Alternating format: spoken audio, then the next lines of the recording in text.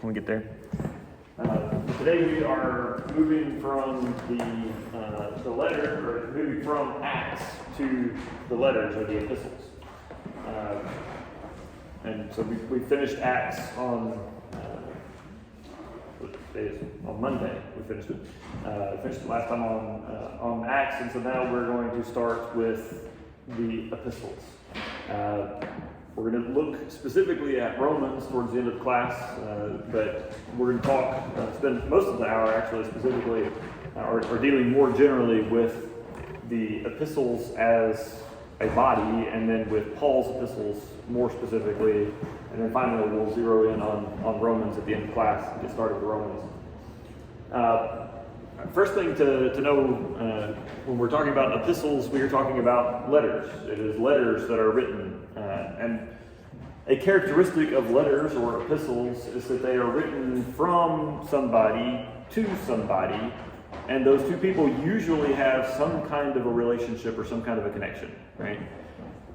So if I write to a family member, if I write a letter to my grandfather or to a cousin or something, we have a prior relationship. And one of the things that you'll see in most letters, if you're writing a personal letter to someone, one of the things that you'll find is this kind of background stuff that's just assumed that the recipient knows about, and so isn't spelled out real clearly in the letter.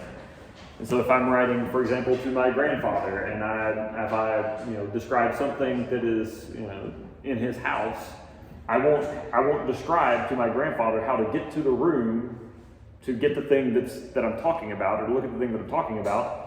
I'll just mention the name of the room and where it's likely at, and I may not even have to do that. Just mention the thing, and he'll know where it is and what I'm talking about, because there's this kind of shared body of knowledge between the author and the recipient. And when you're reading a letter and you are neither the author nor the recipient, and you don't have that background knowledge, you don't have that body of knowledge available to you, you don't know it already, it can be a little tricky to read and understand the letter well. And so that's one of the things that we have to watch for and look out for as we're reading these epistles, these letters, is that we aren't either the author or the recipient, and so we don't have that body of background knowledge that they would have shared. And so there's some things that we're going to have to look at more carefully to try to understand what they're saying, to understand what it would have meant to the author and to the recipient when they say something. And there will be a multitude of examples of that along the way. So one of the features of a letter is that they kind of share, or they assume, a body of knowledge between the author and recipient that you as a later reader don't necessarily have, and so you have to be patient and study up that background knowledge to be able to understand it fully. So the letters or the epistles can be broken down in a couple of different ways. I'm going to use this three chunk breakdown because Hebrews has a kind of an interesting history, and so it's easier to pull it out just for clarity's sake to make sure that nobody ever gets confused when you're looking at something later. But the first major chunk, the biggest chunk of the letters or the epistles are the Pauline epistles. Just means they were written by Paul. Pauline epistles means by Paul. Later we'll see there's some other words attached to some of the other epistles. There's the Petron epistles and the Johannine epistles. Those just mean by Peter and by John. And so the Pauline epistles are the letters that we believe are addressed as being from Paul. And then skip it down to the third one. The third category is the general or Catholic epistles. The word Catholic there does not have any direct reference to the Roman Catholic Church. It's just a common use of the word Catholic. The word Catholic means everybody or for everyone. It means universal. And so the word Catholic means the whole church. And so the Catholic epistles, or the general epistles, were understood for a good chunk of church history, at least the history of the church, to have been written to the church in general, not so much to a specific person or to a specific church, but to many churches in a region or to a more general or widespread audience. And so they were called the general or Catholic epistles. That understanding has been challenged in recent years, but the label has stuck, the name has stuck. So you have the Pauline epistles and the general or Catholic epistles, and then you have Hebrews. And Hebrews is in the middle because for a good chunk of the history of the church. Some believe that it belonged in the Pauline epistles and that it was by Paul, but Hebrews is different. It's odd. It doesn't. It's the only letter that doesn't claim an author at the beginning, for one thing, and so it doesn't claim authorship, and so we don't know for sure who wrote it. And it's also in a very different style than any of Paul's letters. He uses a different approach, or the letter uses a very different approach than Paul uses at any point. And so that's led to people thinking, especially over the last few hundred years, that Paul is probably not the author of Hebrews. And so Hebrews probably belongs more, it would be better to put in the general epistles category, to bump it down to the next category. But because this category has for a very long time been thought of as being another set of books, to avoid confusion, I'm just leaving Hebrews out as its own thing. But we have the Pauline epistles, the general Catholic epistles, and then Hebrews that is in between for historical reasons. So those are kind of, think of those as being the three kind of main chunks of the epistles that we'll be looking at. And then when reading the epistles, there are a few questions that you ought to ask just automatically. Every time that you're reading an epistle, every time you open up a new passage in a different epistle, you should ask these questions. First of all, who is the author? Who wrote this letter? And with all but one of the letters, Hebrews, the author is named at the beginning, or there is an author named in the first verse or two of the letter. And so, unless you have a pretty good reason for believing otherwise, then you can assume that the person named at the beginning of the letter is the author. And so, first question to ask is, who is the author? And then kind of an akin or a more specific question to ask is, what is that author's situation when they write the letter? And sometimes you may not be able to figure this out. It may not be something that you can know for sure. Other times, with some careful studying and kind of looking into using various sources, you can know something about the author's situation. And so, for example, when we get over and look at Paul's letters more specifically, we're going to talk about a section of those letters, or a group of those letters that are called the prison epistles. And they're called that because Paul probably wrote them while he was in prison.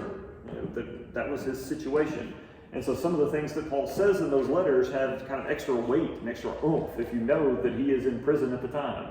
And so if he talks, as he's talking to some of these churches about how they should respond to suffering or to opposition, if they're being mistreated because of their faith, how should they respond? His response carries extra weight when you realize that he is in prison for the gospel when he writes it. Right? Because his personal experience of suffering for the faith adds weight to his arguments or his commands for what they should do, his instructions for what they should do when they suffer the faith. And so knowing about the author's situation can be very helpful in understanding what's being said in the letter, or to get the rhetorical weight especially of it. Second major question you should ask is, who is it written to? Who's the audience? Who is the intended recipient? And then again, akin to that, a kind of further question to ask is, what is the audience's situation? What is the context, or what is the thing that's going on with the audience that leads to the need for this letter, that causes this letter to need to be written, or that could inform your reading or understanding of some of the things that are said in the letter. The audience is always, this sounds like, once I say it out loud, it's going to be a poem, the kind of thing, obviously. But all the letters are written either to individuals or groups, right? So they are either written to an individual, or they are written to a church, or to all of the church congregations in an area, in a region, or in a city. And so the audience, one kind of question to narrow down there is this written to an individual Christian or to a group of Christians? But then even the letters that are written to an individual Christian were usually meant to be given to them or read to them in the context of a congregation. So it was intended for others to hear the letter when the recipient heard it for the first time as well. So who is the audience, and then what is the audience's situation? What are they dealing with?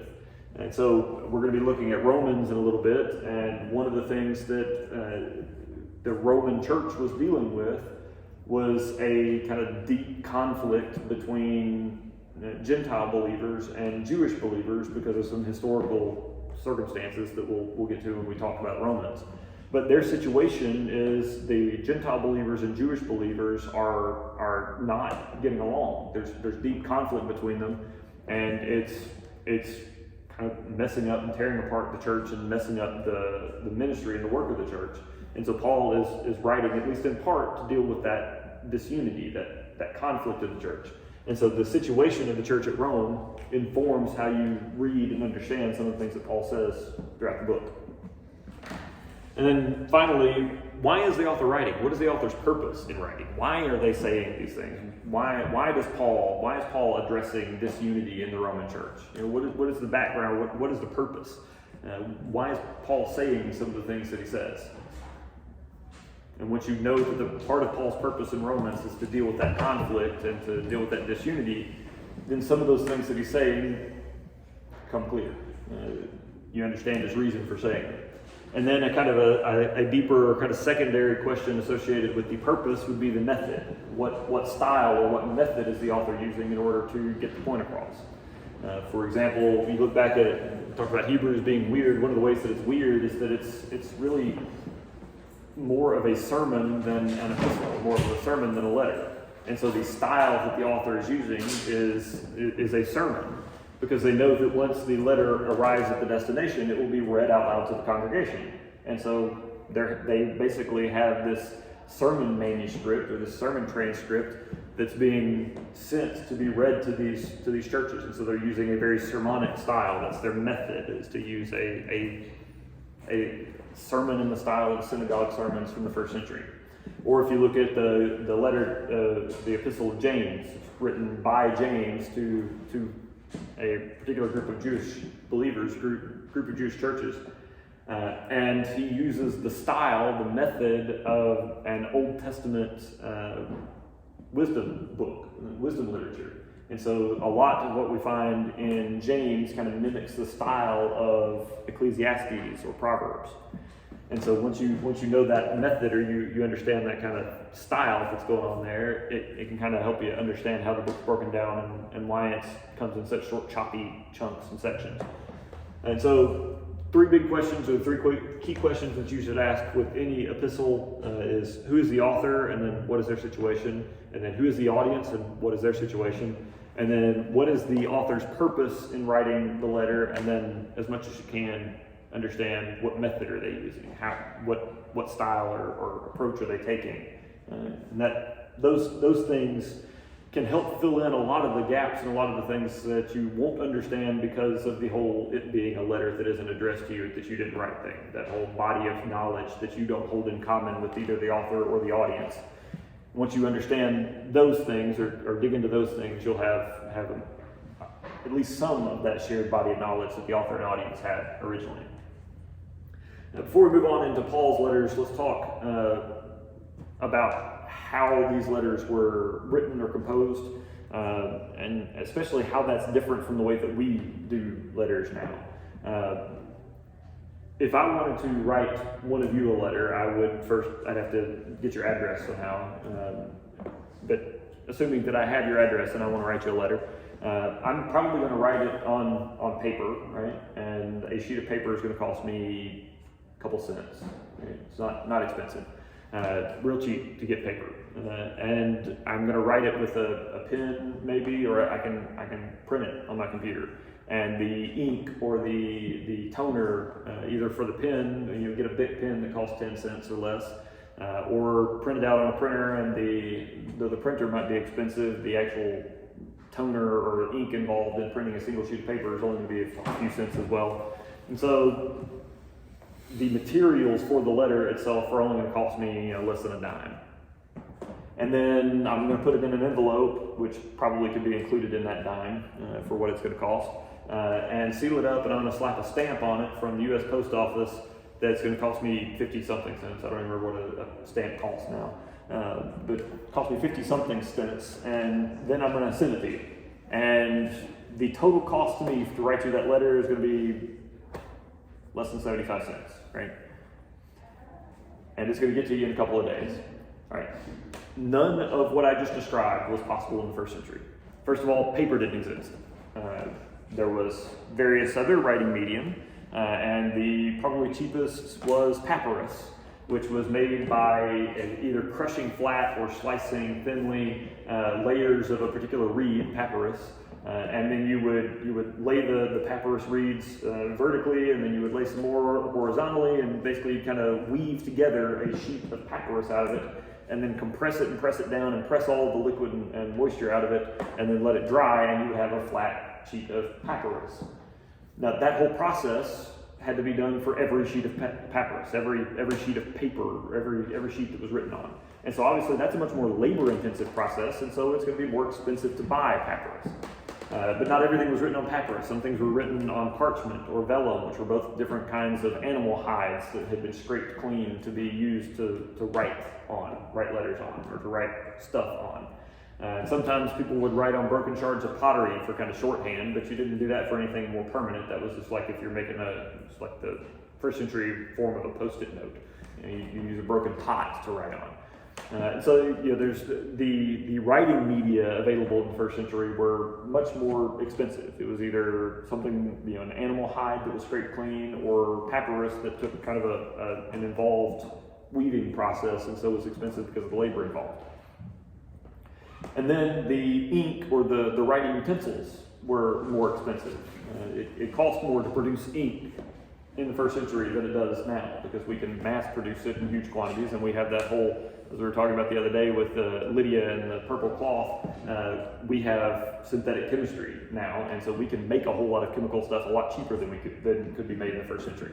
And so the inks and stuff involved were much more expensive in the first century. And then if you wanted your letter to be understood clearly by the person receiving it or the group receiving it, they needed to be able to read it clearly. And so they would hire a scribe or secretary that was called an amanuensis. That's the Greek term for it, an amanuensis. And they would hire this scribe or secretary to write, and these scribes had a very stylized, very formal way of writing. And kind of like block script. It was the closest thing that you could get to a typewriter for the day, is to hire these very, very trained and very skilled secretaries that would write out what you told them to. Or depending on the letter, maybe get more involved in the writing process and make editorial changes or help to compose it. It depended. But an amanuensis would have this very formal style of writing that was easier to read for anybody anywhere in the Roman Empire. And so if you wanted this letter to be read for sure, and you wanted it to be clearly understood, you would hire an amanuensis to help you write it. And so you had to pay for their time. And then there was no post office, right? There was no postal system. And so a person could use the Roman roads to get places and could get there much more quickly because of the Roman roads. But there was no such thing as the Roman post office. There was no group that you could pay a small amount of money to and then run the letter where you wanted it to go. And so if you wanted the letter to get somewhere, you had to either find somebody that was already going to that city or to that place and pay them to deliver the letter for you when they got there, or you had to support somebody and pay for somebody to travel there on your behalf and deliver it. And that's the way that almost all of the letters in the New Testament were delivered, were carried. Because they didn't just want the letter to get there, they wanted the person carrying it to be informed about its contents and be able to answer questions about it. And so Paul would specifically select someone to carry the letter to go to wherever it was going, and then Paul would train them, teach them about the contents of the letter and how that he wanted it presented and how he wanted it read to them, and give them kind of training on how to present it or to show it, to give it to the people, to read it to them, and then make sure that they could answer some questions about it, and then would pay for them to be able to travel, give them the money and the food or whatever that they needed to be able to travel to get there to present it to them. And so all of that process, of course, is much more expensive than my 75-cent or less letter that I might send to you. In fact, the book of Romans, it's 16 chapters long, or about 3,000 words. No, that's Philippians, about 3,000 words. Anyway, it's a few thousand words. It would be several sheets of paper now, but for us to write it out or type it out. But in order for Paul to send it, instead of it costing a couple of bucks to manufacture it and send it, it cost in the Roman world, first century, somewhere north of $2,000. So it cost a few $1,000s for Paul to compose and send Romans. Now, all of that background is so that you will get this point. Explaining all of that is so that you will get this point. The letters aren't just dashed off. The contents of the letters are very intentional. If I was dashing off a quick letter to you and it was going to cost me less than 75 cents, I might not care too much if I chose my words poorly, or if I left in a typo, or if I had to scribble something out to rewrite a word, or whatever. I might not care about some minor mistakes in it. Because I would probably see you again soon. Or we had some other way of communicating around the letter, and it was inexpensive to produce. And so, if I needed to clarify with another letter later, I could. Right? But we're talking about thousands of dollars worth going into the composition of every one of these letters. And so, Paul and the other letter writers of the first century, the other New Testament letter writers, took a lot of care with the composition of these letters. In fact, there were probably multiple drafts. They would hire an amanuensis to sit with them and help them to compose it. Most of the letters also, they describe not only Paul, for example, writing, but several others that might be with him. And so Paul would gather a group of people together, and they would compose the letter together and toss out the ideas or figure out what needed to be said to the church or how it needed to be said to them. And so they would brainstorm the letter, and then they would bring in the amanuensis and then compose the letter and go through multiple drafts, and then they would train the person that was going to take the letter and deliver it and make sure that they knew what Paul meant to say and how he meant to say it and how to answer some questions about it when it was written. And then that person would go and would deliver it. And so with all of that process and all that expense involved, there's not anything in these letters that's there just by accident. They are even though they are letters, they are very carefully composed. They're more like works of literature than a quick letter or email that you would dash off in 5 minutes, right? And so that's a thing to recognize and know about these letters. Even though they are letters, they are very intentional. So that's kind of big picture stuff for the epistles in general. Are there any questions about letters, epistles in general in the first century, or any of this confusing? All right, well, let's move on specifically then to the letters of Paul. So now we're thinking more specifically about Paul's letters. Paul's letters we can break down again into 3 categories or 3 groups. The first would be what I'm going to call them the mission epistles, because that's easier and less confusing. Sometimes they're called Paul's general letters or general epistles, but since there's another category that's called general epistles, that gets confusing. And so I'm going to call them mission epistles, because we think that they were all written during Paul's those 3 missionary journeys that we talked about the other day in Acts, the first, second, third missionary journey. In fact, the first one, the earliest one written in Galatians, may have been written between the first and second missionary journey.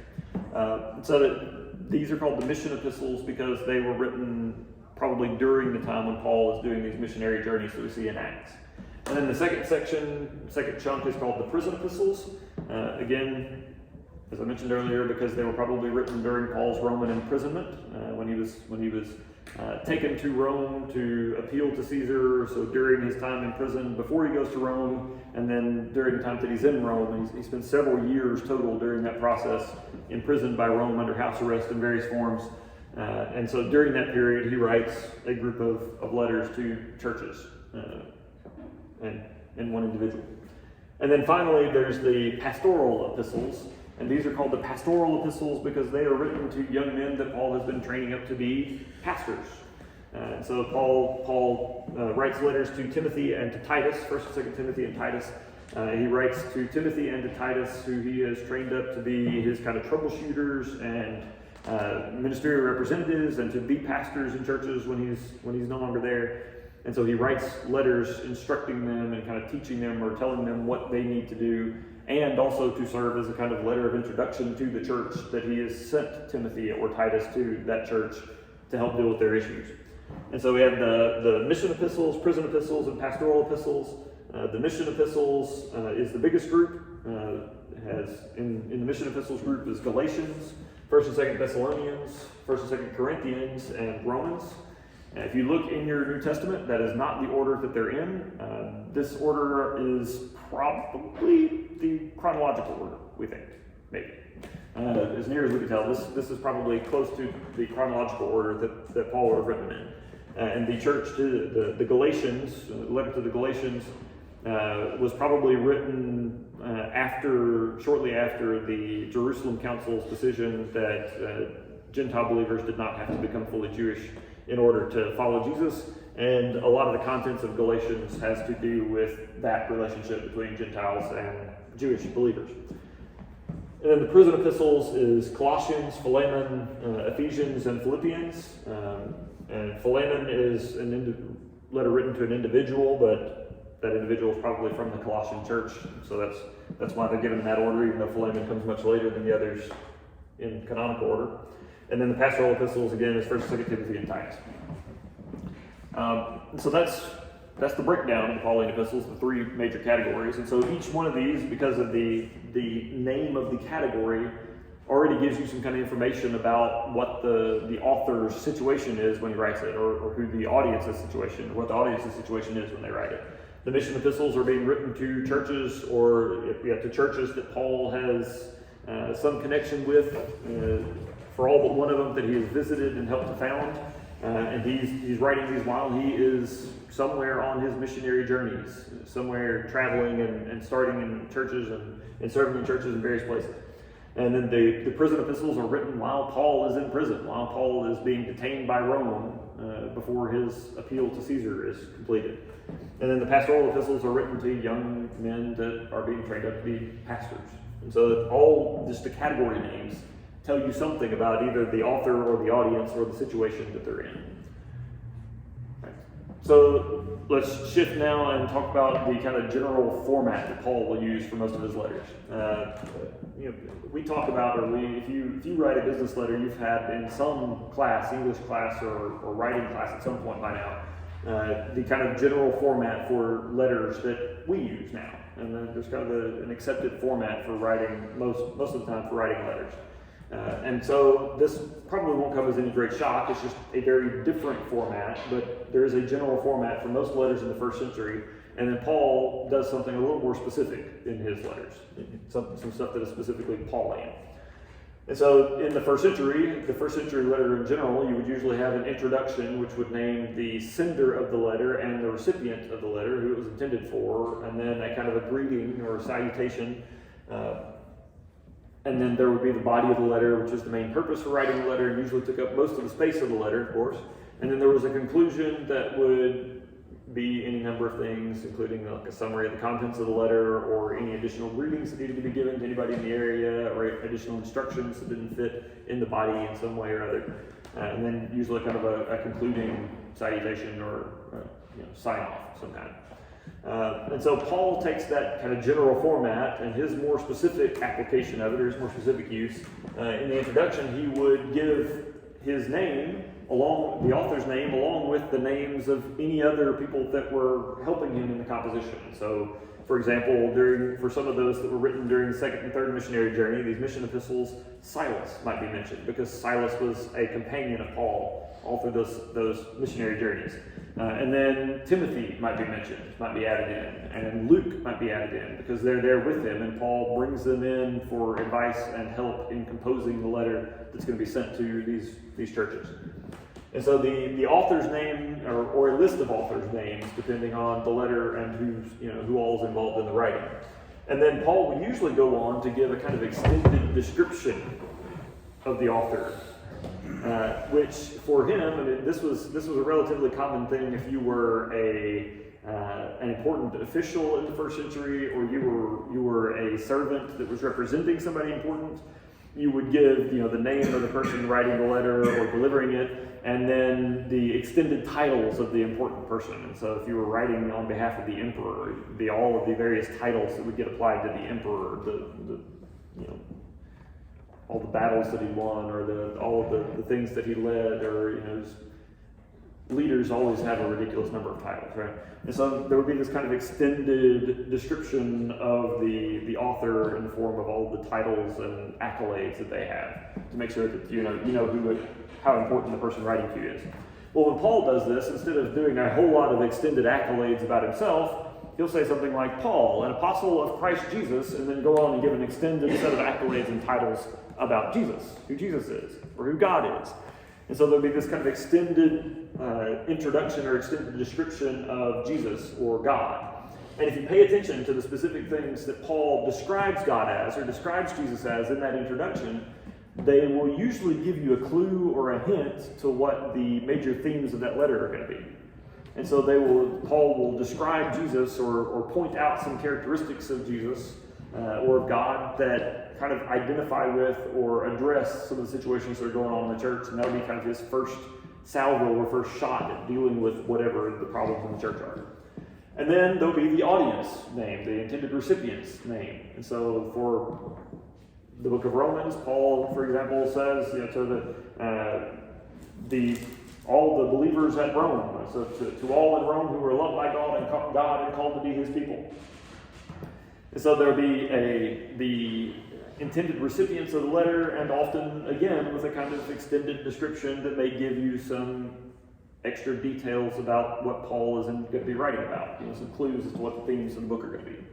And then Paul almost always finishes out this introduction section with a prayer, often a prayer of thanksgiving for the church or for the believers that are in the region.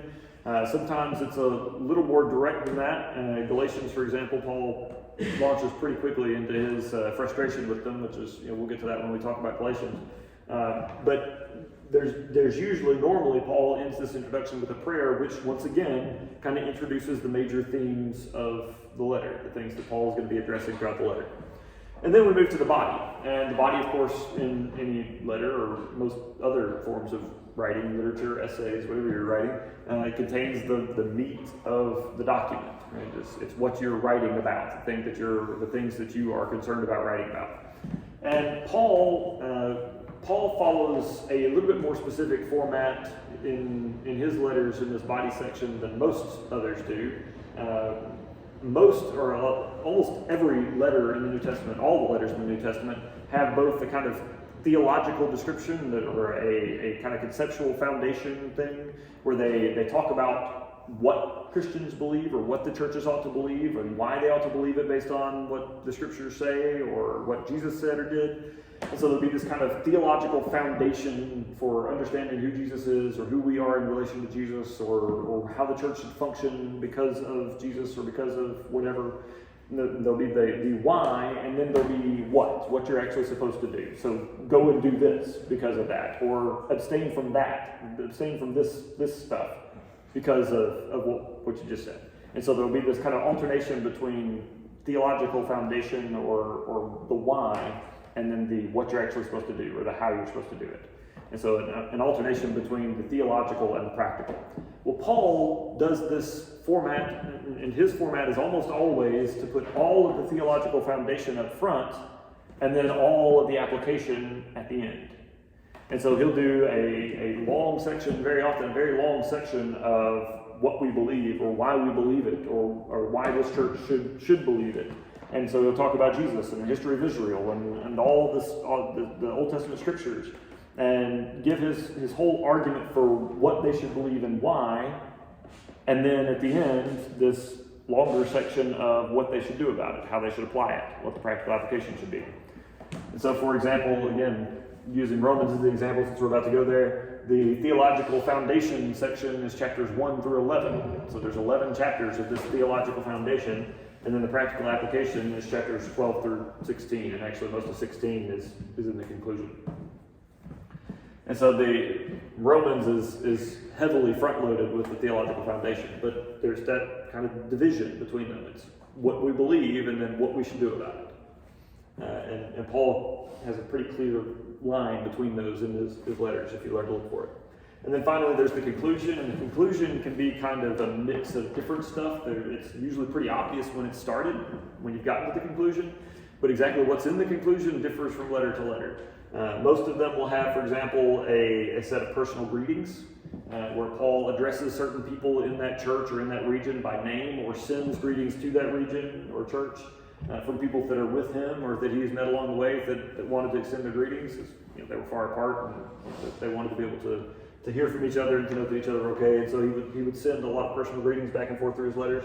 And so you'll see a whole lot of people that are named in these conclusion sections that we don't really know much about them fairly frequently. And so there's a lot of personal greetings. There's sometimes a kind of summary or a concluding prayer, kind of a last prayer over the church or for the church or for the person. Some kind of a concluding salutation and goodbye, usually some kind of a benediction, blessings or grace and peace to you, that kind of thing. And then sometimes, every once in a while, in Paul's letters, there'll be a postscript. And this is usually where he has, after the amanuensis has composed the letter and they've gotten his final draft and they're ready to send it, he'll take the final draft and then in his own handwriting at the end add a last little note. This postscript, after the script is written, he'll add one last little note in his own hand. And sometimes that's referred to, he'll say, see what large letters I write to you in my own hand. And so he does that as kind of a verification or proof that this letter is genuinely from Paul. If he thinks that there'll be any kind of question about it by the church that's receiving it, he'll write a little note at the end in his own handwriting so that they'll have that as proof that he's writing it. And that's the kind of general outline or format that Paul uses in all of his letters. We pause again and ask, are there any questions at this point before we get into the Roman specific stuff? All right. Well, let's dive into Romans specifically then. Now, there's several things to know about Romans, the letter, and we're probably only going to get into the introductory material and not get to actually get into the text, and so we'll do the text on Friday. But there's several things to know about Romans. First of all, in some ways it's kind of an odd place to start for teaching the epistles, but it is the first, and then there is some advantage to using Romans and starting with Romans. But it's kind of odd because it is unique among Paul's letters. It is the only letter, and you look at all of the list of letters over here, it's the only one that Paul writes to a church or to a person or to a group that he hasn't visited before. Every other one of these letters are written either to a person that Paul has known and trained in the ministry personally, or that has some kind of a personal relationship with, or is written to a church that Paul had already been at work in, had already been helping to either found or to encourage and strengthen and to grow along the way, and that he had spent a significant amount of time in and investing in. Romans is the only one that Paul has not visited yet. And so it's kind of an odd place to start because it breaks the pattern of the rest of Paul's letters. But it also, that fact makes it kind of a helpful place to start because as a letter of introduction, Paul has never visited these people, and so it ends up serving as a kind of letter of introduction. And as a letter of introduction, it gives much more general information, or Paul describes much more generally his theology and what he teaches. And so it serves as kind of a letter of theological introduction as well. And so we get to see spelled out more clearly, more straightforwardly, without as much kind of shared background knowledge assumed behind the letter, what Paul teaches, what Paul believes. And so what these early churches that Paul was working in, what they came to believe. And so that's one of the things to note about Romans, is that it is the only letter written to a church that Paul had not already visited before. And so it serves as a kind of letter of introduction and gives us a much more general picture of his theology. Now that kind of it's helpful. It is really helpful because there is another letter, Galatians, that has almost all the same content. It has almost all the same major themes, but one, it's much shorter because Paul has spent some time in Galatia and has a bunch of shared knowledge and shared body of knowledge with them, and so he's writing in a much more condensed way, and so there's some stuff that's harder for us to grasp and understand right away. And also, Paul is angry in Galatians. He's kind of ticked off when he writes Galatians. He's frustrated that the Galatian church has turned away from the gospel that he had spent so much time bringing to them and teaching them, after these Judaizers come in and teach them that they have to be circumcised in order to be believers. And so he's kind of ticked off and frustrated with the Galatian church, and that comes through a lot in the letter. And so this Romans gives even though it's addressing a lot of the same themes and ideas as Galatians, it gives us a lot more straightforward, reasons, and carefully worded explanation of his beliefs than something like Galatians does. And so that's one of the ways that Romans is especially helpful. Another thing to note about Romans is that to understand why Paul writes it, we need to know some history. We got to know some background stuff. We talked about Stephen being killed, right? Stephen being martyred, and that causing the believers to scatter out of Jerusalem and go to many various places. And one of those places that believers ended up in over time was Rome, the capital of the Roman Empire. And so they go to Rome, and most of these believers start in the synagogues. And so the first converts in Rome, the first new believers in Rome, are Jewish because they're being converted or being preached to and shared the gospel with through the synagogues. And so in the beginning, it's a majority Gentile or majority Jewish church in Rome. But the gospel starts to spread outside of the church, and some Gentiles come to believe, and eventually a large number of Gentiles come to believe. But because the church had started as primarily Jewish, much of the leadership of the church was Jewish. They had been believers for longer. They had more training. They understood the Old Testament better because they were Jewish and had that background in the Old Testament. And so for all those reasons, the Jewish folks in Rome, the Jewish believers in Rome, tended to be the leaders of this Roman church. But then, eventually, the emperor gets angry with the Jews for some reason. Something happens, and the Emperor Claudius, blames the Jews for some troubles that are happening in Jerusalem and in the rest of the empire. And so in order to try to deal with it, he expels all of the Jews from Rome. He kicks all of the Jewish people out of the city and won't let them be in the city. And of course, that includes all of the Jewish believers. And so the leaders, these Jewish leaders of the church in Rome and all the rest of the Jewish believers in the church are forcibly removed. They have to leave Rome, and they can't come back for about 5 years. The expulsion lasts for about 5 years before Claudius will let them come back. And so for that 5 years, during that 5 years, the church in Rome has lost its Jewish leadership, and the only people left are the Gentile believers. And these Gentile believers have to step up and take up leadership and start doing the stuff that the Jewish believers have been doing. And so along the way, the practices of the church in Rome end up getting changed. And so instead of being focused primarily on incorporating and keeping a whole lot of the Jewish practices and the Jewish customs and festivals and celebrations and rituals and all those things, the church in Rome ends up dropping a lot of those during this time when it's exclusively Gentile because no Jews are allowed in the city. And so these Gentile believers become the major leaders in the church. And so when the expulsion ends, these Jewish believers, some of them come back to Rome, and the ones that were leaders in the church at Rome before find that there are now all these Gentile believers that are leading the church at Rome, and their leadership position isn't really open anymore. And so they're having to share leadership with these Gentile believers. And all of the customs and practices in the church in Rome have changed because it's only been Gentiles there for the last several years, and so they've dropped most of the Jewish practices, and so they're not doing the festivals and the rituals and things anymore. And so when these Jewish believers return and find this very Gentile church in Rome, that when they had left a mostly Jewish church in Rome, suddenly there's a lot of conflict going on. They don't fit anymore, and these two groups are at odds with each other. And the whole Jerusalem Council and the Judaizers versus Paul, all of that is still in the background, and there's still some of that stuff going on, even though a decision has been reached by the Jerusalem Council years before. There's still some of that stuff in the background, and so that all gets inflamed and flares back up again in the church at Rome. And so one of the major things that Paul is dealing with when he writes the letter to the Romans is this lack of unity between the Jewish and Gentile believers in the church. And the fact that lack of unity, that constant discord and argument and conflict between these two bodies, these two groups in the church at Rome, hampers their ability to preach effectively or to teach effectively or to share the gospel because they're so worried about and caught up on their internal conflicts they can't look outward to do the things that they're supposed to be doing, the mission that they're supposed to be on. And it also causes both groups of Christians, both of these groups of believers, end up looking at the other group as though they're kind of second-class believers. They're not really full believers.